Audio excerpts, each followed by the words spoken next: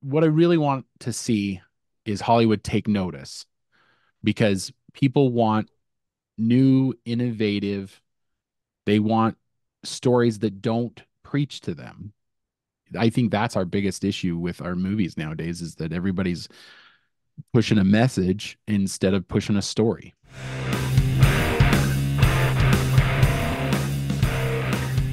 Hello and welcome to the Brothers Random Show. My name is Travis. And I'm Michael. And we are two ordinary brothers discussing extraordinary ideas and some random shit.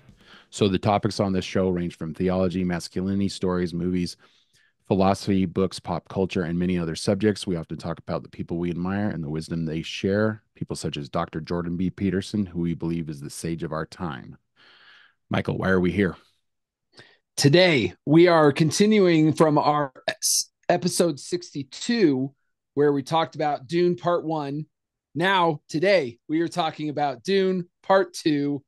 And let's just say, I loved it. Let me fight beside you. Let's go!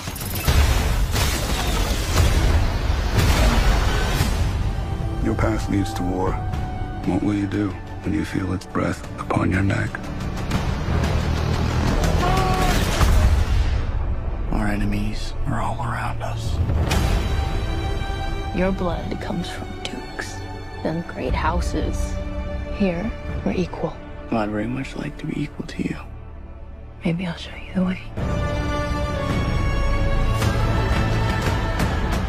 It's awesome. It's an awesome movie. So if you haven't seen it, you need to go check it out. It is a sequel to the 2001 film Dune. It stars Timothée Chalamet and Zendaya, and it is directed by Denis Villeneuve, which I'm probably butchering his name, but that's as close as we can get his pronunciation. French-Canadian director who is really the last 10 years, he's been making really solid films. Sicario is a great film. The Blade Runner sequel, 2049, is good.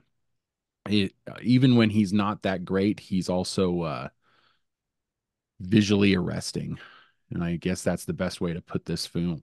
So Dune 1 was visually, like you said, visually arresting. This one, and maybe it's because I saw it in a bigger theater. I don't know exactly, but this one seemed like it took it up just another notch, where the visuals were even that much crisper and better. It's a spectacle, strap in. It's a spectacle. It's a work of art. We talked about this a little bit in talking about the first one, is that you're strapping in for a work of art, the visuals and things, and that how much of just a breath of fresh air to go and see something where they put so much emphasis on just making something look beautiful, and put it all on the map. I heard somebody say that, like, the 190 million that they put into this movie, you see it all on the screen. Yeah. And that was so, I just, yes, they put it all on the screen for us all to see, rather than just a gobbledygook of CGI and green screens. And we've been inundated with really terrible CGI almost every Marvel movie that's come out in the last little while has been just this orgy of CGI spectacle that looks unreal. It looks like matte paintings used to look like. It's really cartoonish. Terrible. Cartoonish. It's probably it's probably the fact that they're so many superhero movies, and they're okay with having that kind of cartoonish look. I think and a lot of people talking about how the CGI, the special effects in this show, they do a really, really, really good job in Dune Part 1 and Dune Part 2.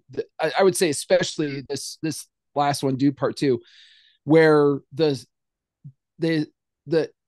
the special effects don't take you out of Yeah. the show. Yeah. You really do kind of feel like you're there for it, right? Yes. Like Yeah. that you're in it. I would say the only time I kind of thought, oh, okay, special effects was there's a moment where he's trying to get on Paul Atreides, Timothy Chalamet's character is trying to get on a worm. Hmm. It's a deal where you ride a worm. Yeah. For those who don't know, if you haven't seen the first one, I don't know why you'd be watching this if you haven't seen the first one, but the it's a big deal for him to ride a worm, these giant worms that go really fast, and they anyway, he slides down a bunch of sand, and Hmm. you can kind of tell it's all kind of green screen a little bit. That Yeah. was like almost the only time That you where I was really just like, feel it. Yeah. special effects. And see, Everything this else, basically. this is what is interesting about this movie is that basically all the um Marvel movies that keep coming out are just doing complete uh CGI, right? They're not even using miniatures and mixing them, which I Mm-hmm. think this movie did. It looks like that's kind of what they did. They used miniatures in some scenes or some, or they had real, so they really went to parts of the world that have just sand. So that Mm-hmm. sand isn't, when they're running around in the sand, it looks real. They're actually doing that. And in a lesser film, they would have just CGI'd and kept the actors out of the Green screen, sun. throwing some Yeah. sand on the Yeah. ground, Throwing green some, screen, yeah. go.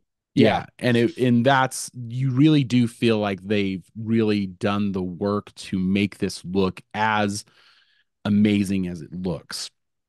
And a lot of people are comparing it to Lord of the Rings because of the spectacle that it is, but that like that's the best way to explain it, just because it's something we don't see in movies.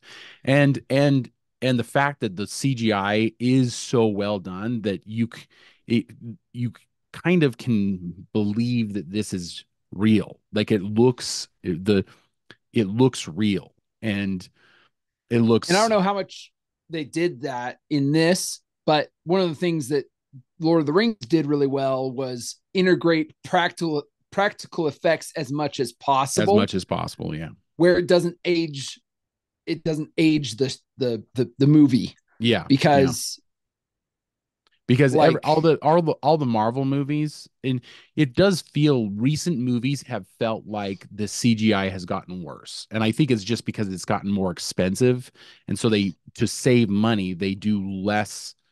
The CGI is less believable. It looks like a cartoon. yeah. And and that's what this movie doesn't look like. There's scenes in this movie that you will never see anywhere else. It's so spectacularly done. And at 190 million, I mean, shit, Indiana Jones was made for $300 million. The CGI in that movie looks terrible. I don't know what they spent their money on. And this movie was made for under 200 million, and it looks amazing. And it just it blows your mind while you're watching it. It just looks absolutely amazing. And we need to really get into probably get into spoilers here pretty quick. So this movie has a ton of new characters that they've introduced. So if you've watched the first one truly feels like a prologue more than a actual movie. It's just introducing characters. The House Atreides falls because the Harkonnen destroy them. Spoiler alert for that movie. And then and it kind of ends there. So this movie's really long, and they introduce at least four new characters. They introduce the Emperor. They introduce the Emperor's daughter. They introduce how do you say his name? Fade Rotha, who's Yeah. like the new big bad. Played by Austin Butler. Really, really good performances by everyone. And so yeah, this movie rocks. There's more action in this movie than there is in the last one. I would say it feels like they just went all out with the action in this one. This one also, and it could just be because it's a continuation of part one. I felt like this was more a complete film. Yes. Like part one, you it ends and you're like, oh, wait, what? That's What? the end? Yeah. Like, Yeah. yeah, Well, oh, because they don't okay. really resolve anything. Nothing gets resolved. Yeah, They nothing. introduce a Yeah, bunch of exactly. stuff and then nothing gets resolved. And it, In this movie, we have resolution, but they actually set it up for another movie, which yes, was it's interesting. true. Yeah, they're still setting up for another movie, Hmm. but you do kind of see like a beginning, middle, and end Hmm. that kind of overarcs and feels like it wraps up at the end kind of thing. The first one kind of you kind of get a beginning, middle, and end, Not but so it's much not of an really an end. end. Yeah. It's basically just like leading right in Hmm. to I have heard some criticism for the fact that this show starts out like day one of part one. This is you're continuing the story right Right at after. Yeah. where they left off Yeah. And it's on pretty part much one. like Lord of I the thought Rings that in was that. Yeah. fine. I was cool with it. Like it took a second to realize that it was. I was like, whoa, oh, wait a minute.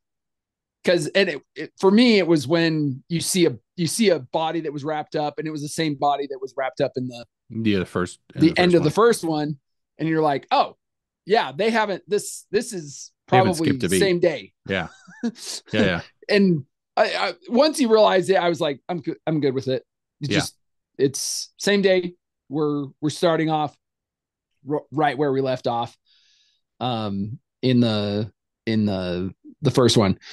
Um, I liked they cut back and introduce you to a few other characters. I was for the cut ups they uh where they left Dune and the planet Hmm. Atreides and went to some of these other places to kind of get to know some other characters. Yeah. I was good with it. I actually think it helped with the pacing a little more Yeah. than To in the first leave one. the, yeah. Yeah. Yeah. Yeah. Because it almost all takes place the, on Arrakis in the first one.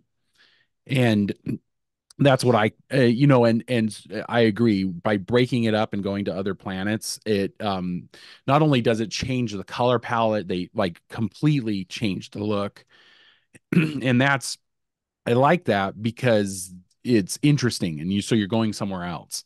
And that's one of the best things about this is they do a scene on the Harkonnens planet that we should probably get into with spoilers. So Sure. Just before then, let me say that yes, I think the first one, one of the big complaints I heard a lot about on the first one was that it was slow. yeah. And it's a little slow. It's a slow burn as well.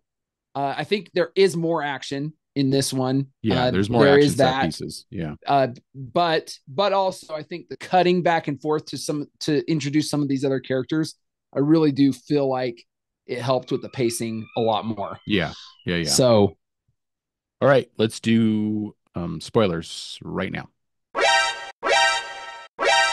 Let's talk about the Harkonnens' home planet. So there's a scene in this movie where they go on the Harkonnen. Now they introduced the Harkonnens' home planet in the previous movie. However, they do not have it take place outside and we go into an arena where they introduce Austin Butler's character, let's Fade see. Rotha, Fade Rotha. Yeah. and they introduce him fighting in an arena, and it is a spectacular scene. I thought that it was so interesting because it's almost all black and white, but it's not black and white like you and I remember from movies, from old movies.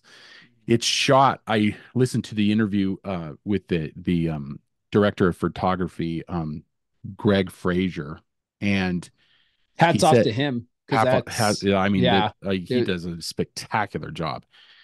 He used infrared. It was called it's black and white infrared on these really high end cameras, and that's why this looks it just looks so interesting and off-putting.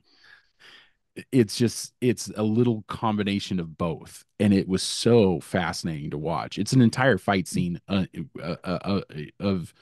an introduction to two new characters at least. It's great So that you say off-putting, because that's what, at least this that's what they want with this character. They yeah, want him to be to be off-putting. off-putting. Yeah. With everything they kind of do with him for this character to be the baddie, the bad guy, Hmm. they make it kind of off-putting. He picks Yeah. up a knife, and to test out the knife, he just kills somebody. Yeah. And one of his people that's there, he like just Hmm. kills him just to Yeah. the knife's a little heavy in the front. Or no, it was Yeah. it needed to be sharpened or something like that. The blade So need to be sharper, you know. So that's so fascinating. yeah. Yeah. Yeah. But And so it's a great introduction to a character. It's probably the best introduction for a character because this scene is so um just the look of it. It's fascinating to watch, but it's also, like I said, it's also a little off-putting because they're all white and they're all bald, and and they're kind of like it's almost like painted white.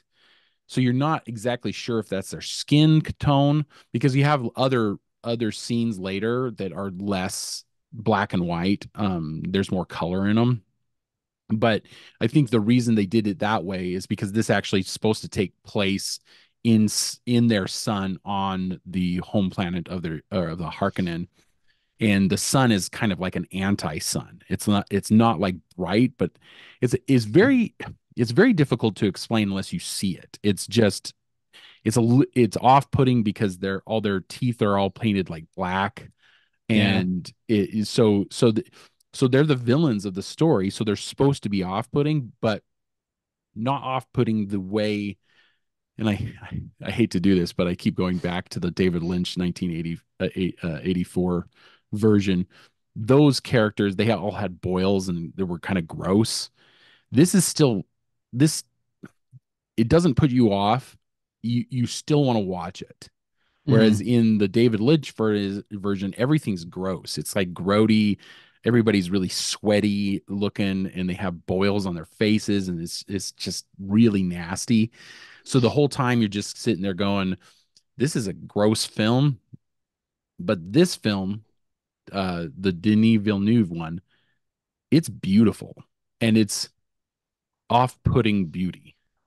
Is the best way Mhm. I can explain it because that scene is awesome to watch, but it's also off-putting because they're all the villains. So And it he did also his job. it also, I like how they set up this bad guy, Yeah, yeah, because they're setting him up to be kind of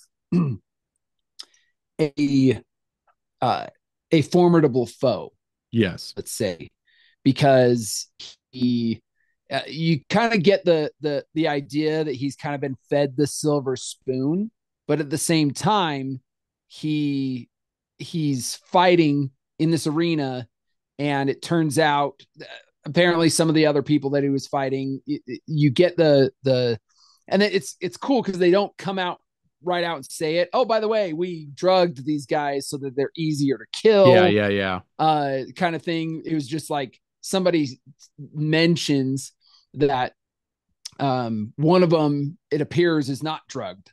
Uh-oh, he looks like he's not drugged. Okay, this could be a problem. Well, he's all there for it. He's yeah. ready to fight this guy. Uh, Because they introduce him as a psychopathic sadist, and so he likes all this carnage. yeah, but then he's telling the guards that are around, like, don't protect me. No, I want to fight this guy, Yeah, yeah, like, yeah, head on. We're gonna fight fairly. And then they're both these people that he's fighting in the arena are from their House Atreides. yeah, So they're yeah, House yeah. Their Atreides House that he's Atreides. Yeah, fighting. yeah. So And we'll get into spoilers on this, but did you notice that he says he as he kills the one, he says, "Well done, Atreides." Atreides, yeah. And then he when he's fighting Paul Atreides, At and the then end, Paul beats him. yeah, he's like, "Well He done, Atreides." well done, Atreides. I thought it was great Yeah, yeah, mirroring yeah, yeah. there. 'Cause So yeah. that was good. Well, and it's a good way to set up his character because you already set him up as a, like you said, a formidable foe for Yeah. Paul, and then Yeah. and so we know, so so at the end when Paul fights him, you know that he's going to be a worthy adversary. So We might as well I talk about that fight scene because that fight scene at the that end was is pretty great. great. It was Yeah. great. And it's And you've hard to it's hard to make just a regular knife fight a interesting. yeah. And they do it with the photography because at one point it's just the silhouettes of both characters fighting, and there's a Mhm. bunch of people in this what is it, like a chamber, a throne chamber, Yeah. and so it made it really interesting because of the lighting and the cinematography of it. It's so beautifully shot. So even the hand to hand combat. I mean, they must have taken forever to make that happen because it's very intense, fast choreography, which I thought was excellent. It's extremely well done. There are so many action sequences in this that are really well done, and Denis Villeneuve is he's really good at taking characters and also having action. So he's got the ability to make compelling stories with action Mhm.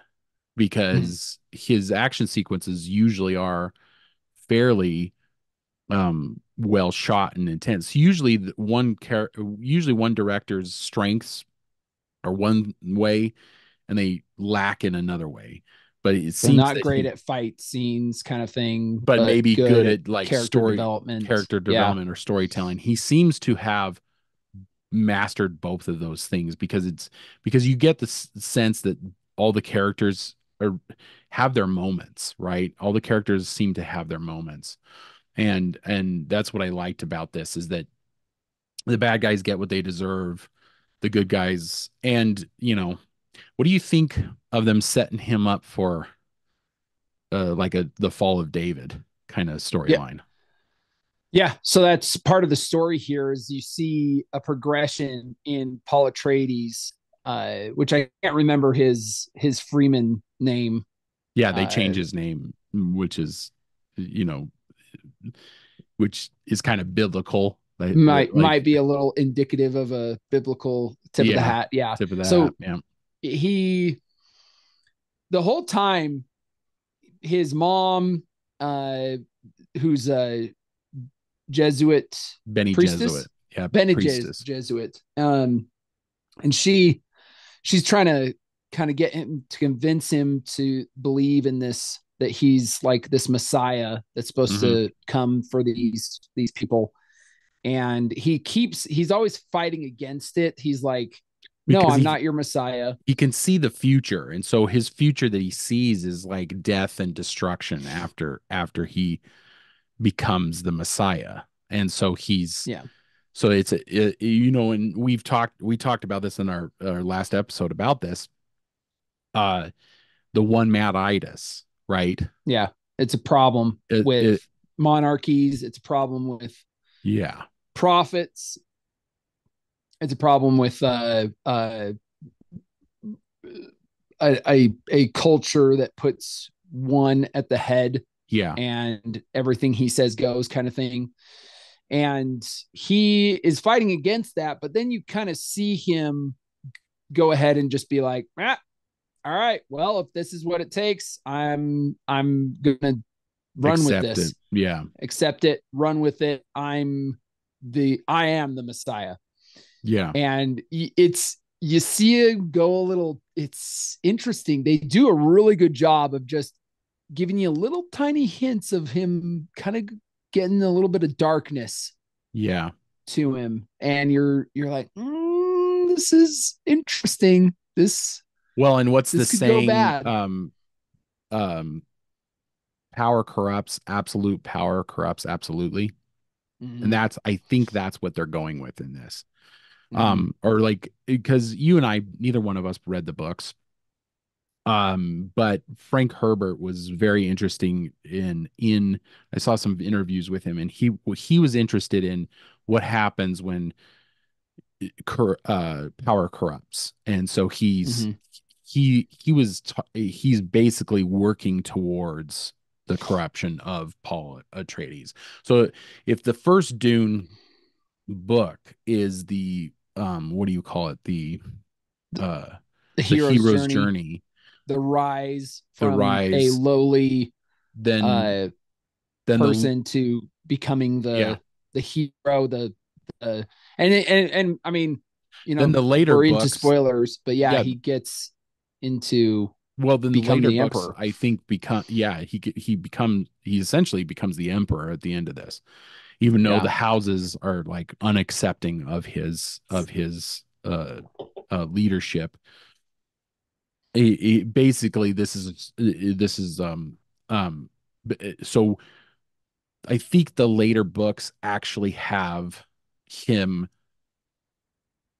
uh falling from so this if this book shows his rise, then all the other books are showing his fall. And there's 6 books in this series before Frank Herbert actually died. And I've been told, I don't know for certain, but I've been told that he didn't finish it. So the last book, the 6th book, did not wrap wrap up it up. wrap it up. So he died before he actually really did finish the whole thing. And I think it delves into his children, because there's children of Dune, and there's a bunch of, I mean, it and people say that the books got less and less um good, I guess, from what I can tell. So this is the best of the books. The first one is the best of the books. So the next one was uh is the Dune Messiah. And so that one's interesting. So it sounds to me like he actually does become the emperor eventually. So he gives up his love for Zendaya's character, Shawnee, for Which did you ever? I don't know what it was, but whenever Timothy Chalamet would say Shawnee, it just sounded like Johnny, and I yeah, just every yeah. once in a while take me out. I'd be like, Johnny, what? Well, I believe it's pronounced Shawnee, but anyway. Yeah. So Anyways, he to become emperor, he offers to marry um Florence Pugh's character, the princess which uh, it's sad, but I mean, I was loving their love story, their love relationship. I thought was of great. Paul and I Shawnee, saw right? this coming from a mile away, though. Like Yeah, so did I. I've never read the books, and it's been so long since I've seen the old film. But like the way this was going, it just Yeah, I was like, he says, "I'll love you till my last breath" yeah, to Zendaya, but yeah. like, So what they're doing is essentially, and this pisses a lot of people off when stuff like this happens, but basically it's a marriage for a political marriage, so that he can gain the power of the emperorship. yeah, So if he marries the emperor's daughter, then he's able to gain that power. And and this happened in old England all the time. People did not marry for love. for Marrying for love, love yeah, was not a wasn't thing. a thing. That's become a Yeah, very westernized societal thing in our time. And so I get what Frank Herbert was doing with that. And that's kind of it's a calculated marriage. yeah, So that to solidify power essentially. And this Mm-hmm. is Mm-hmm. and this is Game of Thrones does this a lot too. They're always marrying people off to solidify alliances and stuff like that. So that was very interesting. And although unexpected, I did see it coming at the very beginning. So what did you think about the twist of Oh, the Paul's mother is actually the daughter of the Harkonnen Baron. He's the so he's basically Paul's grandfather. That was a twist I did not see coming. yeah. So so It's basically crazy. Paul on his mother's side is Harkonnen.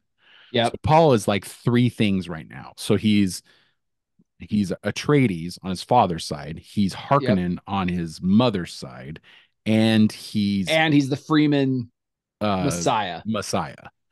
So that I was like Crazy. I was like, what? He's a part of the enemy. I thought that was kind of a twist that I didn't see coming. So um I don't know if the sequel will have a happy ending because this The third even one. the third one Yeah. even though this one ends uh um kind of with the good guys winning, it Mm-hmm. still has this dark undertone of like maybe at what cost are they winning, you Mm-hmm. know? Because like you said, Paul is starting to turn a little evil. And so and if that's what Frank Herbert was trying to put across is like he's a good man, he gets power and he becomes corrupt and he becomes a bad man. And that's what I think that's what we're geared up for the For the next one. Do you next think there's only installments. one more? That's that's my thing is like this. I mean, it's six There might books, be so another they could one, go. but they might because there's probably going to be a lengthy story with his sister, which is his sister. What's her name? Anna Taylor Joy. Anna Taylor Joy. Yeah. She so from Queen's Gambit, and she's from a ton of stuff. She only makes an appearance.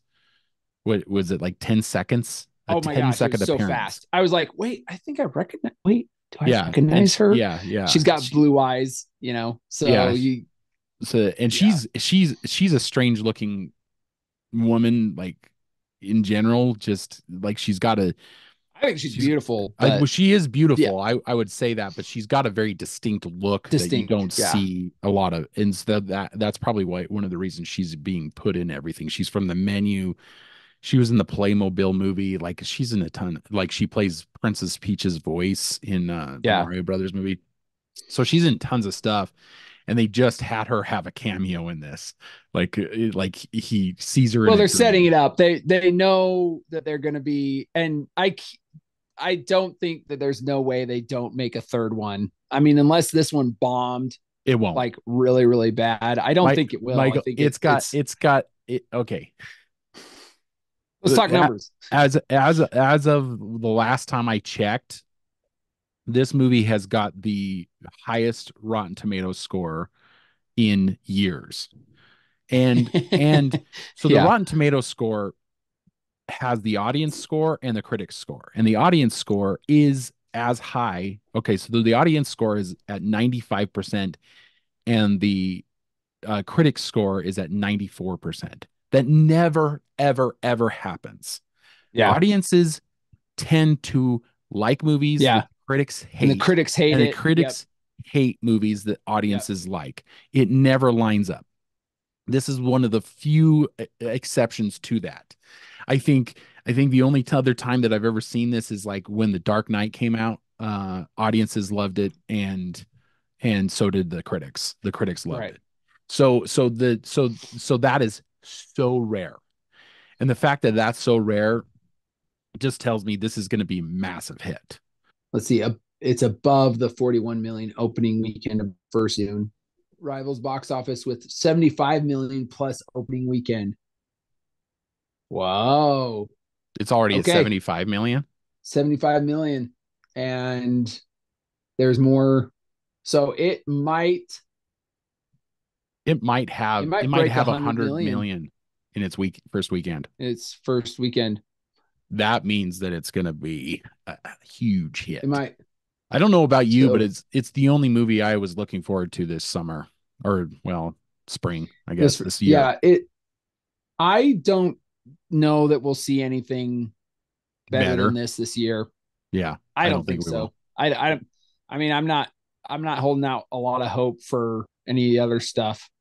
Well, This there's like the Ghostbusters sequel, which okay, I'm not sure that's going to be that great. There's the Planet of the Apes sequel, which might be good. I don't know. The CGI does not look as good as the last couple of those. So there's always that chance that we're going to look into, or that we might see one that we really enjoy. I think I'm more excited for Monkey Man than anything else. I mean, even if we get some good stuff, I think we'll come to the end of the year, pretty much recognizing that this was probably the highlight of the year. I Highlight just of the don't year. think that there's going to be anything that comes out that's going to really touch it. Uh, I mean, you know, I really enjoyed The Beekeeper. There's a few other movies coming out that are just straight up action movies, like The Monkey Man, that I'm probably going to enjoy. I'm probably going to think are really good, but at the same time, it's. I think this is probably the apex for this year. I mhm. I'm going to try to see it again. I want to see it in an IMAX theater. I'm going to try doing that. You probably got more IMAX theaters around where you're at. Did you see it in IMAX? No, no, I didn't see it in IMAX. I've heard that we might see a director's cut or something. Ooh, that'd be With great. the I don't know. Some people have talked a little bit about it, where in like an unrated version where you might Yeah, see some blood spurts and stuff, yeah, because there were so many times you saw like a slash of the neck or something where you're yeah, like, and there it cut should probably away. be there's probably a blood spurt in there, but they just barely cut out of it Yeah, yeah, just enough. Which, I mean, they're trying to keep their PG-13 rating, which is smart. They want to keep their PG-13 yeah, yeah, rating, but it just looked like there would have been a lot of parts that would have definitely pushed this over into the R rating realm yeah, yeah, yeah, if they didn't, edit it just right. yeah. I'd like to talk a little bit about some of the really cool moments in this movie. So there's this part in the movie where they're sabotaging all of the harvesters, the spice For the harvesters. spice. Yeah. And so that's a really great and interesting scene because he's showing her that he's got this bravery. They have that scene, the first scene that he rides a worm. That's an awesome scene as well. The we talked about the arena scene. That's really great. The last scene where Paul fights the big bad Harkonnen. The battle scene where it shows Zendaya's characters, Johnny, fighting in the melee of the battle, and it kind of reminded me of some of those Game of Thrones, the best Game of Thrones episodes where the camera didn't cut away the whole time she's fighting these different Right. characters in the battle. So those are the action sequences that stand out to me, which I thought were excellent, excellent. I kind of wish that we would have seen more of Brolin. Like, he was there, but they talk about his arc a little bit. The fact that he kind of turns to Chani, and she's like, like, why are you here? Something like that. And he's like, the Harkonnen, killed my family and left me with this scar. Yeah, Uh, I have every, I I have, yeah, I have this is every right to exactly be where I here. need to be, kind of thing. Yeah, Um, it was kind of quick, and they probably could have cut other stuff to be able to give his character Gurney uh is has a story that they kind of just touch on, and I think that would have been nice to see a little bit more Well, of. and speaking of that, I wish there had been a longer fight between his character and Dave Bautista's character because I was expecting it to be a really cool fight, and Yeah, it kind of ended abruptly, and that's probably for time. Like I said, it's yeah, damn near a 3 hour movie. Like I bet you yeah, there was a more of a fight scene there, but they just had to cut it out. right. Um, um and you're right. What I thought And was that was a interesting. culmination in his story. He was Yeah, he's killing the Dave Batista character, yeah, and these are two awesome characters. actors, Yeah, yeah, right? And they're awesome characters in this film. Um, it would be kind of nice to have seen a little bit more of a build up to that. yeah, yeah. Uh, but at the same time, it's like it's not it's not the Focus of the it's not story. the focus. Yeah. It's kind of a side story, so they maybe they did right by not giving Well, it too much airtime. but see, that's I think that's a sign of a good movie when you want more from it, even though it's really long. Yeah, maybe So, that's I mean great. that's how I felt about the Dark Knight. Like I was like, man, I could have easily had more to that movie. So, Mm-hmm. um, and and a lot of the fans, and this might be a little like real nerdy, but a lot of fans of Lord of the Rings were just uh floored when the director's cuts came out. The director's cuts Yeah, that had the extended 40, the editions. extended Yeah, editions, like, yeah. and I ate that up. Like a lot of people were like, Mm-hmm. those Hobbit movies were way too long, but I was like, no, I was totally into it. I was like, Mm-hmm. this is amazing. This the fact that they added all this into it, just made it great. That was probably my biggest complaint is that the Josh Brolin character kind of gets uh doesn't get his just desserts because he really like his entire world was wiped out. So, and what I thought was interesting, I really liked that he was a smuggler. I thought that was interesting. That's where he after, After yeah, the Atreides house has yeah, been the destroyed. fall of Atreides, yeah, he becomes a smuggler, and that I thought that was interesting because what else would you do?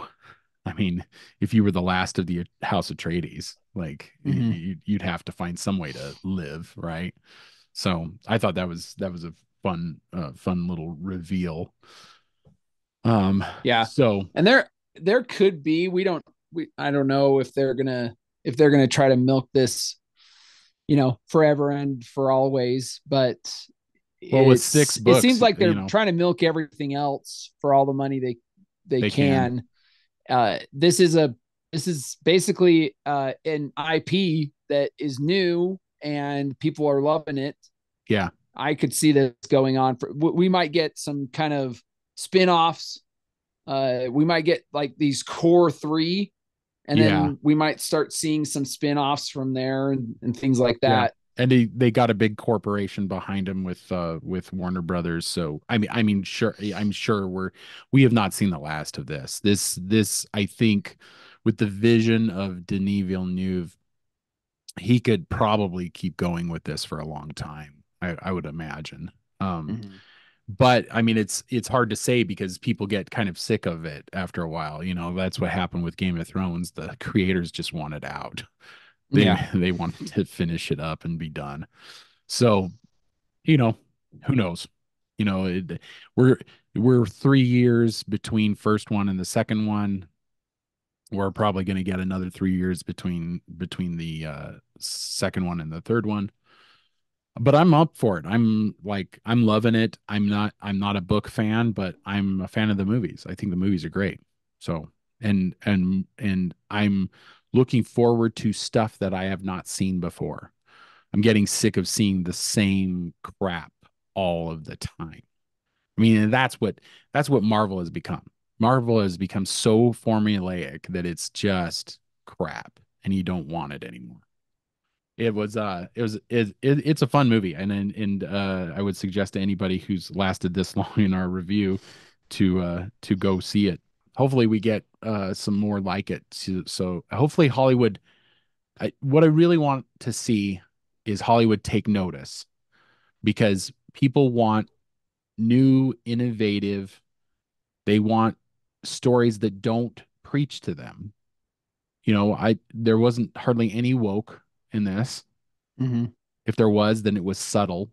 And I think that's our biggest issue with our movies nowadays, is that everybody's pushing a message instead of pushing a story. I hope that that changes with the success of this movie. I'm really hoping that there's more of a success to this. So check us out on social media, Spotify and Apple Podcasts. Just look for The Sword in the Skull. If you are listening and not watching us, please go to YouTube and click like, share, and subscribe. There are our bags for the week. And in the meantime, keep reading, keep listening, keep watching, learn more. We'll see you, brother. See ya.